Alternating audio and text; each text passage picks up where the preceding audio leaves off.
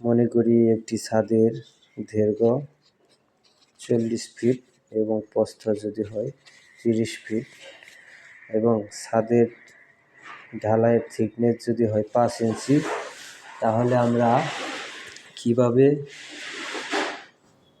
Cement, বালি এবং খোয়ার পরিমাণ বের করব তা আপনাদের এখন আমি দেখাচ্ছি। তো ভিডিওটা অনেক লম্বা হবে, তো ধৈর্য সহকারে সবাই দেখতে থাকুন। তো প্রথমে আমি এরিয়া বের করব। তো 40 ফিট ইন্টু 30 ফিট ইন্টু 5 ইঞ্চি ভাগ, আমি ইঞ্চিকে এটা ফিটে নিয়ে নিলাম। তো 5 ভাগ 12, তো দেখতে পাচ্ছেন 5 ভাগ 12 ইন্টু 30 ইন্টু 40, তাহলে আপনার বের হচ্ছে 49999 SFT। তো আমরা জানি শুষ্ক আয়তন মানে ড্রাই ভলিউম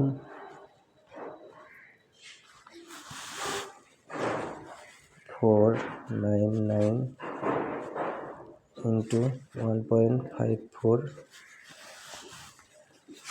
এটাকে যদি আমরা 1.5 দ্বারা গুণ করি তাহলে 1.54, তাহলে আসতেছে আপনার 769.99। এখানে আমরা স্কোয়ার ফিট পাইছি আর এখানে পেলাম ঘনফুট CFT।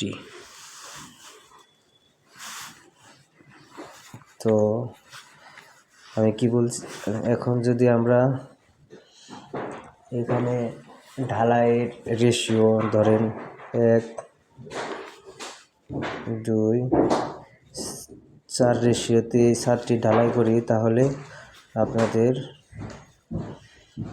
1, 2, 4, তাহলে আপনার হচ্ছে 1, 2 যোগ 4, তাহলে আপনার 7 রেশিও।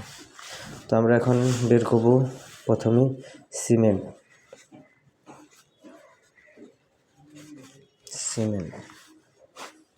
তো 1 ইন্টু 769.99 769.99 109.99। আমরা জানি ব্যাগ সিমেন্টের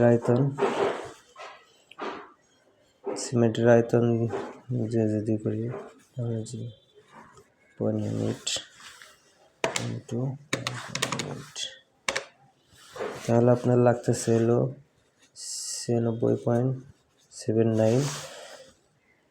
এটাকে আমরা 97 ব্যাগ, তার মানে আমার এই ছাদটি ঢালাই করতে এত স্কোয়ার ফিট ঢালাই করতে আমার লাগতেছে সিমেন্ট 97 ব্যাগ। এখন আমি বালি বের করব। Sand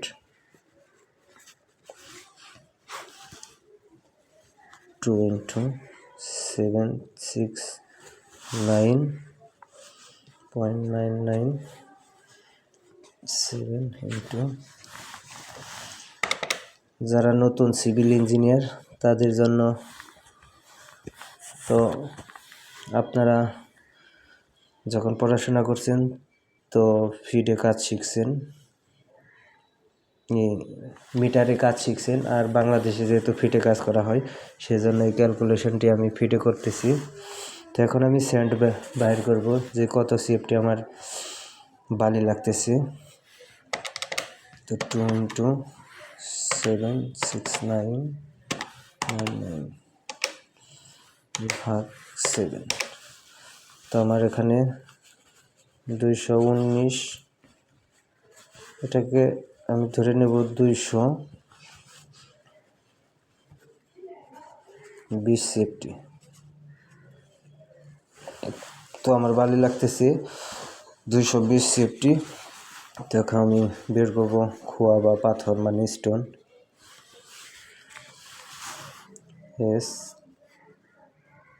STON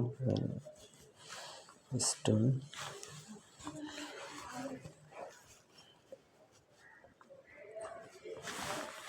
4 into 769.997। তাহলে আমার লাগতেছে 4 into 769.997 ভাগ 7। তো 440.99। তো মনে করেন 440 CFT। তো আমার 40 ফিট বাই 30 ফিট একটি ছাদ ঢালাই করতে আমার সিমেন্ট লাগতেছে 97 ব্যাগ এবং বালি লাগতেছে 220 CFT এবং খোয়া বা পাথর লাগতেছে 440 CFT। তো ভিডিওটি ভালো লাগলে সবাই শেয়ার করবেন। আসসালামু আলাইকুম।